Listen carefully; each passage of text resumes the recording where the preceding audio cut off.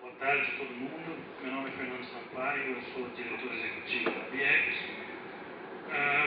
Bom, eu não vou falar da indústria nem dos problemas da indústria, da pecuária, porque me pediram para falar hoje de marketing da carne bovina. Então esse é o meu assunto aqui. Mas eu estou por aí, se alguém quiser saber alguma coisa da indústria, dos números, da exportação, é só me procurar depois. Bom, me chamaram aqui hoje para falar de marketing. E a BIEC, na verdade, a Associação Brasileira das Indústrias Exportadoras de Carne, a gente sempre trabalhou o marketing da carne bovina para fora, né, no mercado internacional. A BIEC tem o programa do Brazilian Beef junto com a Apex, que é a nossa grande parceira aí. Então o Brazilian Beef já tem 10 anos de estrada e de tudo que é feito com a verba do Brazilian Beef, a participação em feiras, propagandas que a gente faz lá fora, workshops, isso é bancado metade pela indústria e metade pela Apex. Bom, e quando o Brazilian Beef começou, tempo de vaca louca na Europa, a preocupação era mostrar uma carne saudável, uma carne de um boi criado a pasto, uma carne saborosa.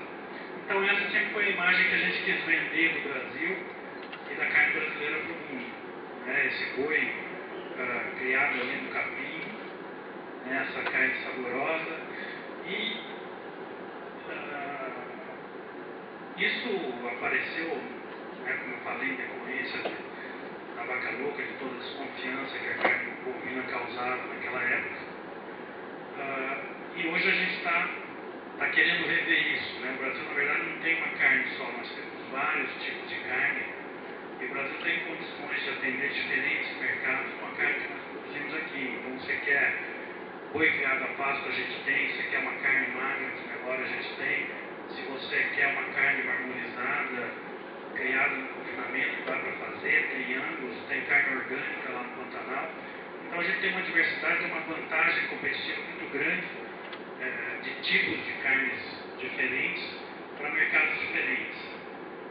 Quando a gente olha o que os outros países fazem de marketing de carne bovina, a gente descobre que é tudo bem parecido, mais ou menos parecido. Então você tem ali uma imagem do pasto bonito, de uma carne saborosa aí da Argentina.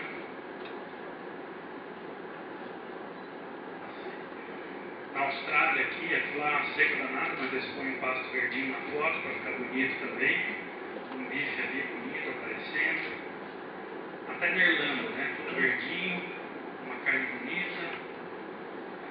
Canadá, os caras têm 3 dias de verão por ano, põe as vacas para fora, bate a foto, depois volta tudo para dentro, porque o resto do ano está congelado. Mas para tirar a foto, tem que estar ali a vaca no pasto verdinho. Aqui é a propaganda do Uruguai. Cada vaquinha tem 2 campos de futebol. Como é que você transforma ineficiência em marketing? Então, tem que aprender com os caras. Tem uma vaquinha só, tudo sobrando ali, dá para produzir muito mais, mas não, assim, bem melhor. Bom, esse aqui é um quadro que se alterou um pouco nos últimos dias em vista do período das cotações de dólar, mas ele mostra uma tendência de preços. A fonte não está ali, mas esses números são da BIG, o Maurício está sentado ali, e que a gente vê uma tendência de harmonização dos preços de matéria-prima no mundo todo. Então, o nosso boi, ele é praticamente, hoje ele está no mesmo preço que está um boi australiano, que está um boi lá no Kansas. Então, apesar das oscilações aí da cotação da moeda, é uma tendência que os nossos custos vão se equiparar aos custos de produção de outras regiões. E o que eu quero dizer é o seguinte, na verdade a gente está vendendo carne bovina, competindo com esses outros países. Então, se o meu preço é igual e o meu recado é igual também, que o meu boi é bonito, criado a pasto e a carne saborosa, o que eu posso oferecer de diferente? Como é que eu posso vender a minha carne de forma diferente? Bom, e aí tem outro problema, é que o Brasil tem um histórico muito recente de exportação quando a gente compara ele com os outros países também.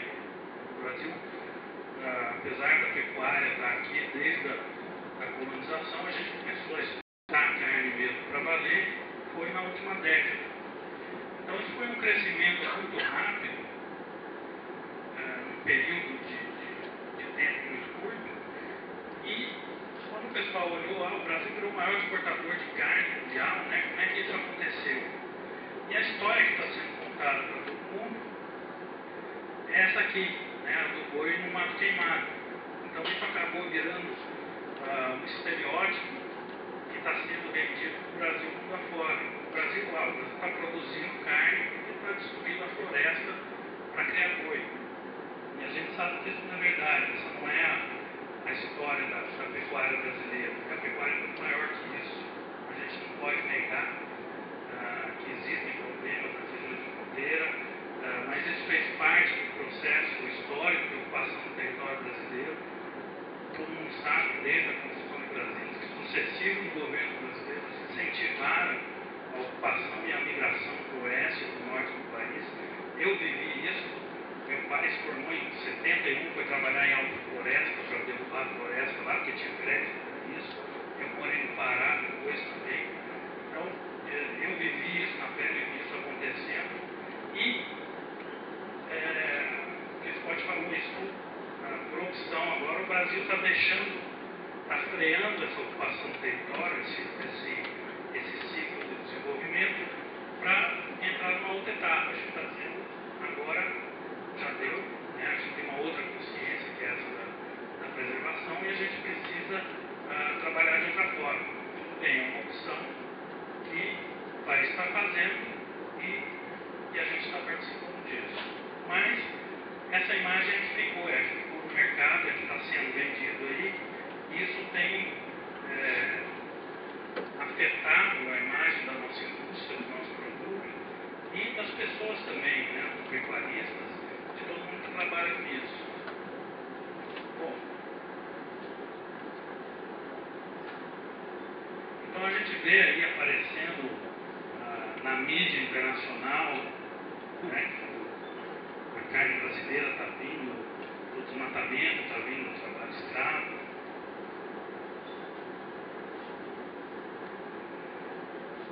E na mídia nacional também, né? Então aparece um monte de coisa aí que a gente sabe, o gado gera 50% da emissão do país, é mentira, né? Isso está no jornal, mas a gente sabe que é mentira. Um bife consome 15 mil litros de gado, é mentira também. A gente tem números para desfazer esses mitos. Agora, como é que isso está continuamente aparecendo na mídia, aparecendo em todo lugar? É porque simplesmente tem alguém contando essa história por nós e não somos nós.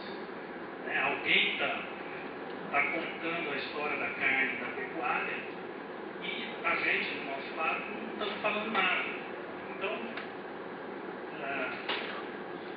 todo esse ciclo aí de notícias, de mídia, estava com uma pessoa ali fora conversando, e ele estava fumando um cigarro e estava me falando que a filhinha dele chega em casa e não aguenta mais, né? A filha dando bronca nele porque ele estava fumando. E a carne, na verdade, está virando um cigarro no meio dele. As criancinhas estão aprendendo na escola que se você comer um bife, você está contribuindo para a destruição do planeta. Então isso, com formadores de opinião, a criança não aprendeu como fazer, ela aprendeu com o professor, que leu um jornal, que leu em algum lugar, né, que viu um protesto, viu alguma coisa. Então essa ideia começa a ser gerada e começa a circular simplesmente porque não tem resposta da nossa parte. E aí você vê, essa foto foi tirada aqui no centro de São Paulo, esse caminhão está circulando por aí. Né? Você comer carne causa aquecimento global, então seja vegetariano para salvar o planeta. Então você acessa ali o suprememastertv.com e seja salvo, né, dos pecados. Isso aí também não veio do nada, né? Veio um relatório que a FAO publicou falando que a pecuária causava mais aquecimento do que transporte. E a própria FAO teve que desmentir isso depois, porque a metodologia dela estava errada. Mas não adianta, essa ideia, quando é posta em circulação, ela começa a ser espalhada por aí e se torna uma verdade. Vegetarianismo, né? Uma outra solução para salvar o planeta. Olha só, coitada, a moça está ali com aquele bronzeado de palmito ali, né? Toda branquela, né? Isso aí para mim é falta de ferro. Não sejam maldosos, não sejam maldosos. Estou falando de ferro, elemento químico da tabela periódica que está presente na carne. Ela precisa comer carne para ter uma corzinha melhor. Mas comer insetos, outra ideia genial aqui. Pareceu-me fantástico. Dieta de insetos pode resolver a crise mundial de alimentos. E aí apareceu um cientista holandês falando que tem 15 produtores holandeses que estão ganhando dinheiro produzindo insetos. E você criando boi no Mato Grosso.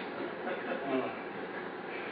Bom, carne de laboratório, você põe lá, né, que delícia, põe na placa de pele uma célula tronco que ela vira um bife.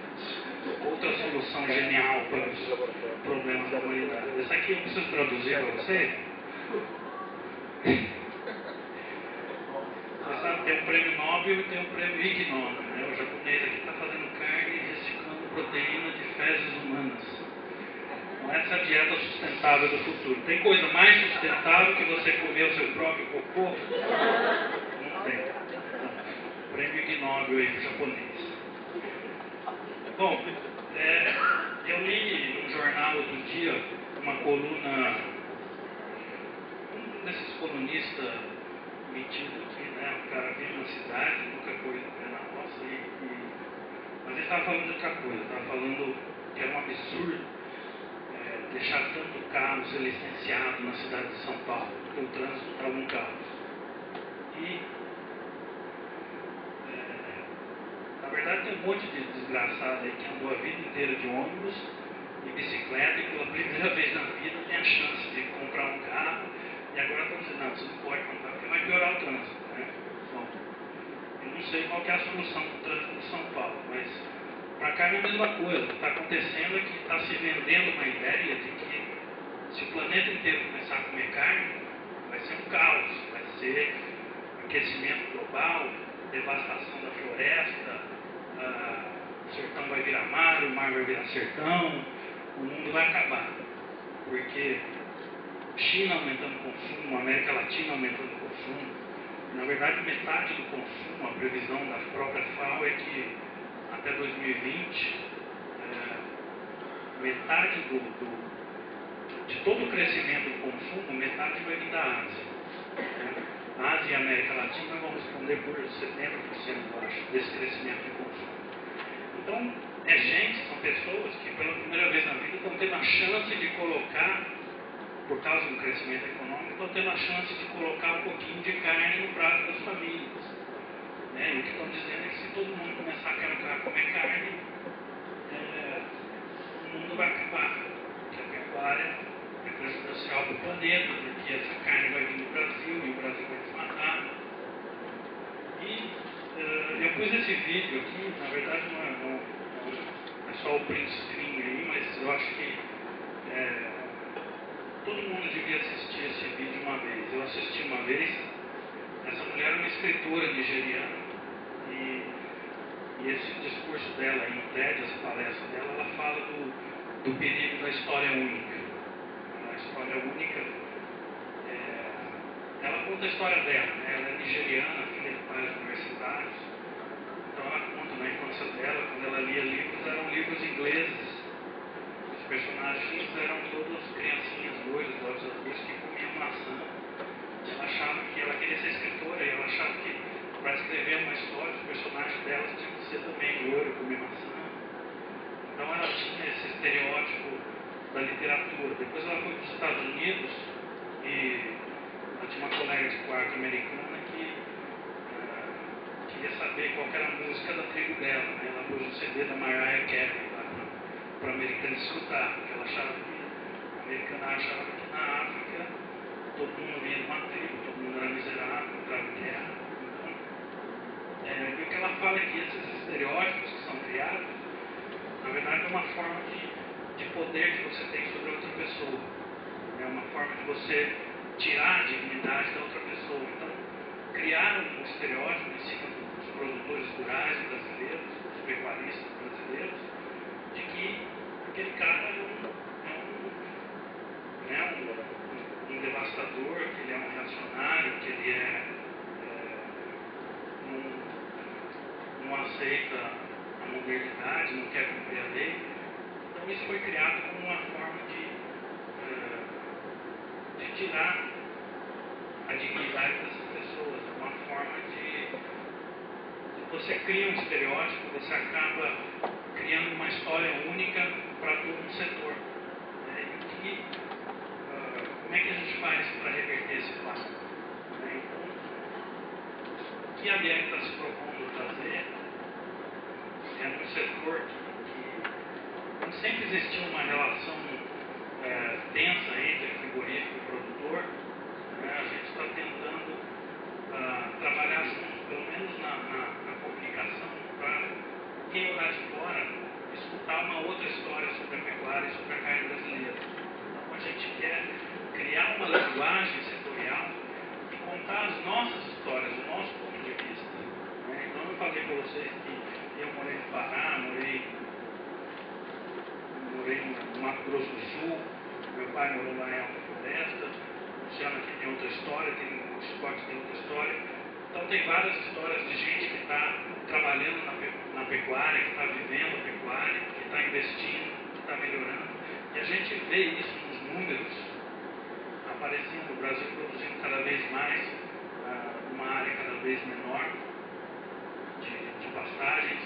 A gente vê aí, o Maurício viu agora nas viagens dele, como é que está sendo essa transformação, o uso, a aplicação de tecnologia. Então, tudo isso são histórias que a gente precisa contar. E para fazer esse trabalho, a gente contou com a ajuda da Prole, que é uma agência de comunicação, e o Flávio vai explicar aqui de que forma a gente pretende virar esse jogo e contar a nossa história da pecuária e da carne brasileira. Obrigado.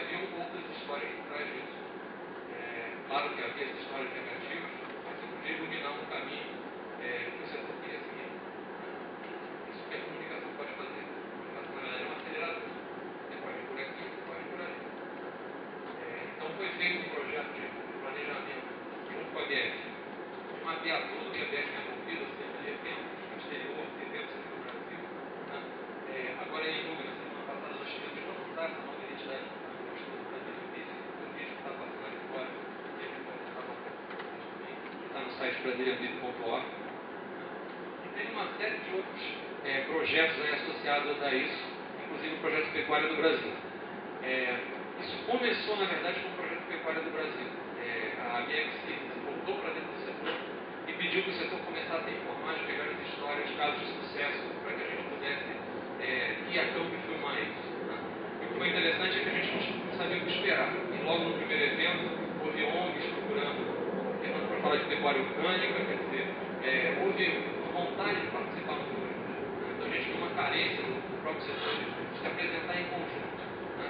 E daí esse projeto tem evoluído. A gente tem basicamente duas pernas, uma nacional, deixa eu ficar para trás. A perna internacional que foi lançada agora, o Brazilian Beef, a gente tem um discurso que a gente coloca que existe uma sustentabilidade na carne brasileira que está em dois pilares. É uma carne nutritiva, é uma carne que tem a variedade que o Fernando descreveu, ela pode ter mais gordura, pode ter menos gordura, tem diversidade de raça. E ao mesmo tempo a gente vai mostrar a sustentabilidade dessa produção nos exemplos que a gente viu Isso hoje está no site brasileiro.org. A gente trabalha isso na Feira de Anuga, por exemplo, já com discurso em revistas, no próprio estande, nas peças que são apresentadas, né?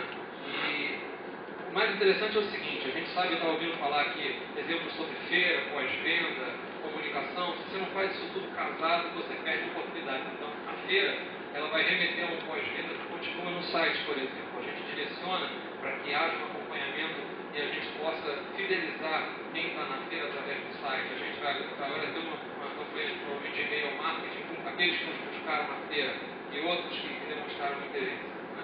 Ou seja, a comunicação não se dá num momento e depois se interrompe.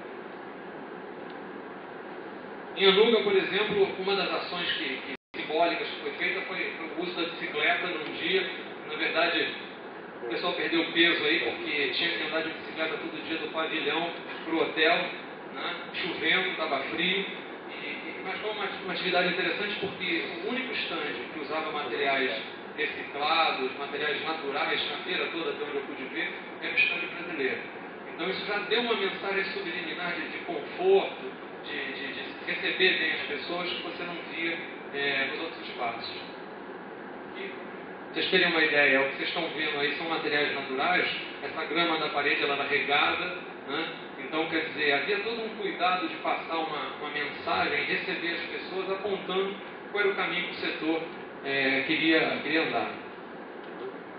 Claro, evidentemente tinha carne, tinha a degustação do churrasco, né? Carne de alta qualidade do lado do estande argentino. Então a gente acha que a gente conseguiu marcar um ponto inicial aí pela diferença da mensagem que estava sendo passada. O time de ciclistas aí, as bicicletas ficavam estacionadas do lado do evento durante o dia. E aí, para falar um pouco do que tem no filme, vocês vão ver no final, a gente tem pecuária orgânica, a gente tem Paragominas, a gente teve no Mato Grosso, a gente teve no Mato Grosso do Sul, a gente teve no Pará, nessa primeira rodada, né? A ideia é continuar no Rio Grande do Sul e em São Paulo também, no frigorífico. Então essas histórias foram selecionadas pelo setor, enviadas para a gente. Foi um jornalista primeiro fazer um levantamento, o pessoal que entende de agronegócio, e foi feito foto, foi feito filme, e hoje a gente tem um banco de imagens, vamos dizer assim, que possibilita a ABIEC se defender e ao mesmo tempo não só ficar reativa, mas propor que caminho é esse que ela quer mostrar para o mundo, né? E a gente percebe em outros setores que a gente tem contato o quanto às vezes a falta de um material que pode estar te defendendo lá fora sem que você esteja presente é importante. A gente teve com o Pércio, quer dizer, hoje a gente conhece até pessoalmente algumas pessoas aí do setor que estão envolvidas com cases como Paragominas. A indústria, a gente pegou um caso interessante de rastreabilidade, como é que a carne sai lá do norte e chega aqui no Carrefour, né? Possibilitando para um consumidor de Rio, São Paulo, por exemplo, que ignora isso. Eu não fazia a menor ideia que isso já acontecia no Brasil. A gente conversando no exterior, vê pessoas surpreendidas também que isso esteja acontecendo. Ou seja, não é dizer que isso acontece no Brasil inteiro, mas é dizer que já está acontecendo. Então, para o mercado comprador, passa-se uma sensação de que o caminho que a gente está andando talvez seja esse. Talvez não seja aquele da imagem que o Fernando colocou ali e que era quase que onipresente. O chip na orelha, a gente sempre, desde que entrou na ABIEC, eu vi, olha, vamos mostrar o chip na orelha, e a gente fica, desde o começo, preocupado em mostrar isso. Eu sempre pensando que essa era exceção, talvez ainda seja exceção, mas eu também tenho aí o prazer de ter um pouco de contato com o mundo rural, e a caminho da minha fazenda, ali na fronteira do Rio com São Paulo, eu vi um gadozinho e todos eles estavam devidamente cumprindo, né? Então, quer dizer, a gente começa até a educar um pouco e se educar sobre como é que a gente deve estabelecer parâmetros para julgar a pecuária.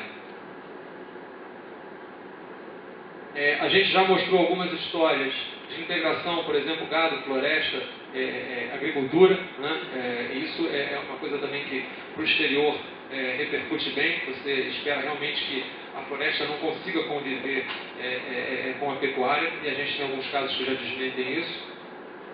E havia também uma imagem, a gente, antes de entrar na ABIEC, a gente trabalhou e trabalha com a Citrus BR, no pessoal da Laranja, também faz alguns trabalhos para a Única, e chegamos a fazer um trabalho dentro da concorrência que resultou no Solagro, né? Participamos dessa concorrência e ficamos em segundo lugar, mas a gente fez um trabalho muito interessante com o antropólogo Roberto D'Amato para investigar, na opinião dele, por que havia um bloqueio, um preconceito tão grande contra o agronegócio brasileiro se você compara, por exemplo, com a imagem do cowboy americano, né?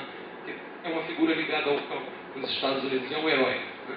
E o que ele diz é exatamente o que o Fernando estava falando. Olha, eles contaram a história deles, nós não. Então, o que prevalece aqui é a história que contam de nós. Né? Se você realmente for investigar a literatura brasileira, a cinematografia, as novelas, você vem a escrava, dá um pulo, você de repente no final tem hoje o desmatador da floresta. Os heróis desapareceram no meio. Né? Então, quer dizer, não é um exercício de fazer um anúncio que vai resolver isso. É aprender a contar essa história, dar valor a ela. Não é porque vocês conhecem a história que quem está lá na Europa tem a obrigação de conhecer. Então a gente tem N veículos aí hoje, como a feira, como a internet, onde a gente consegue fazer isso de maneira contínua e com orçamento interessante. A tecnologia, por exemplo, é algo que não aparecia associado à agricultura brasileira e a gente procura sempre mostrar como é que a genética, por exemplo, está envolvida com a pecuária.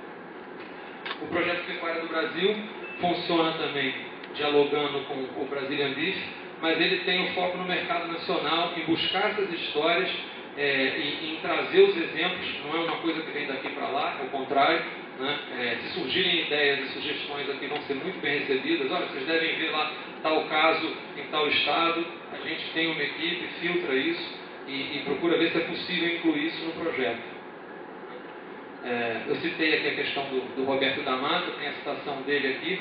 Há uma óbvia discrepância no que diz respeito às associações sociais e políticas que o agronegócio desperta. Quer dizer, esse é um antropólogo que estuda a imagem do Brasil, as nossas manifestações culturais, sociais, e ele mesmo se debruçou sobre o agronegócio para entender o que hoje é a nossa grande barreira. O projeto, então, visa começar a reverter